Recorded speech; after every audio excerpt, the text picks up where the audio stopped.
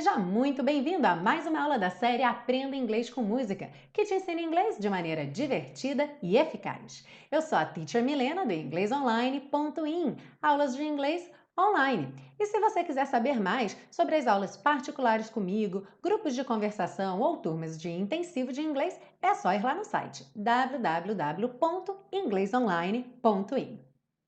Hoje a gente segue para a segunda parte do estudo da canção It's Too Late, sugestão aí da Beatriz Martins, que é o estudo das estruturas do inglês. Bora aprender inglês com It's Too Late? Are you ready? Let's go! Bom, na frase though we really did try to make it, embora nós realmente tenhamos tentado ou tenhamos tentado fazer isso, nós temos várias coisas interessantes aqui nessa frase.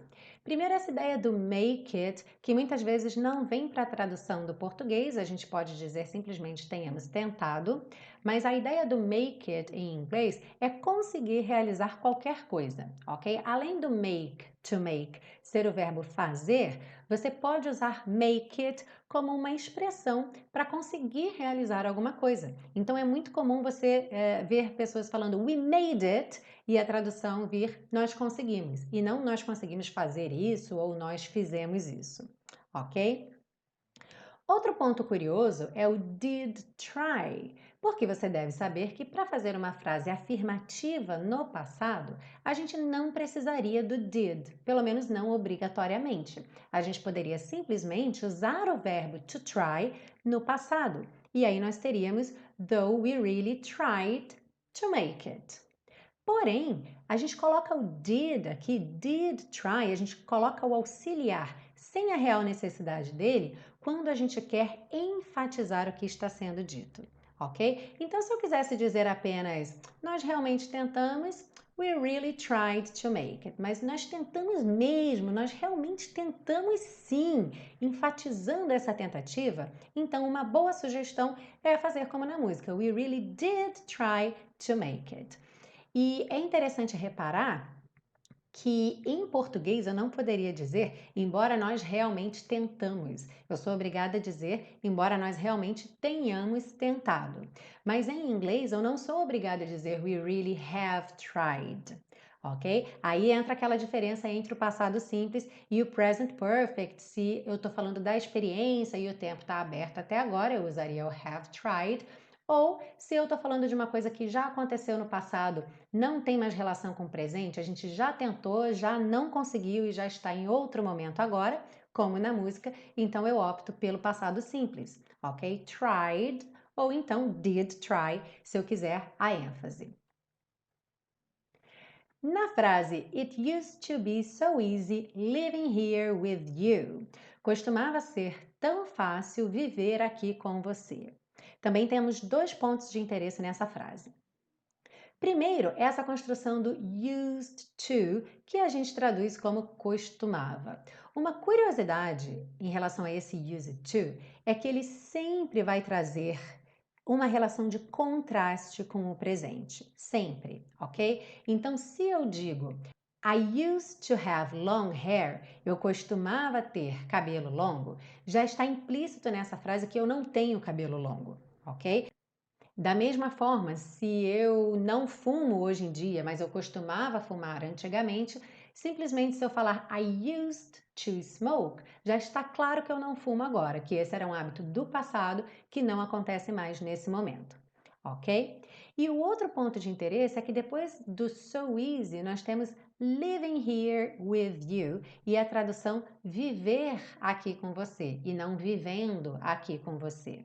Ok? Nós já vimos isso em outras aulas da série, que todo gerúndio vai ser sim formado com o ing.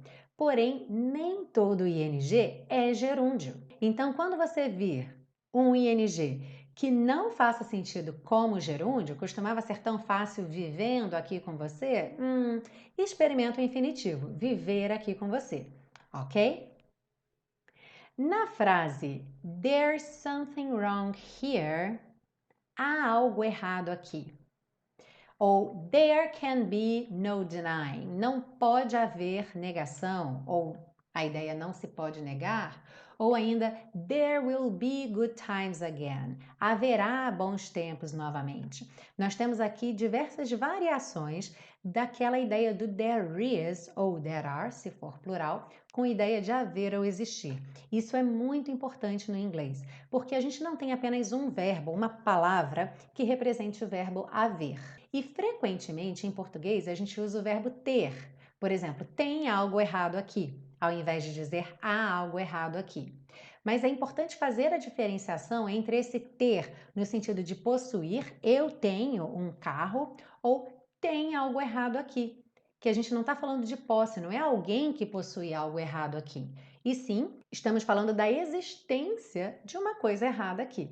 Então, sempre que a gente usar esse ter no sentido de haver ou existir, ou até mesmo o verbo haver em português, em inglês a gente vai ter que usar essa estrutura, essa combinação de there com o verbo to be. Ou seja, there is no presente se for singular, there are se for plural, ou ainda colocando esse verbo to be em outros tempos verbais, ok? Como a gente tem aqui no futuro, there will be, haverá, there can be, pode haver, então aí uma combinação com o can, o verbo poder. Se eu quiser dizer que houve, eu posso dizer there was no passado, colocando o is então no passado. Então lembre sempre que tem não é sempre o verbo to have. Quase sempre, quando você tem uma frase que diz tem, tarará, você está falando da existência de alguma coisa. E aí você quer o there is ou o there are. Para você usar o verbo to have, alguém tem que revar, ok? Então, I have, you have, they have. Se você não tem ninguém para revar, então vai ser there is ou there are, ou alguma outra variação do there com o verbo to be em qualquer tempo verbal. Alright? Bem, lembra que você pode e deve pegar o PDF com todas as anotações dessa aula. O link está aí na descrição da aula, junto com os links das playlists, onde você pode acessar essas músicas.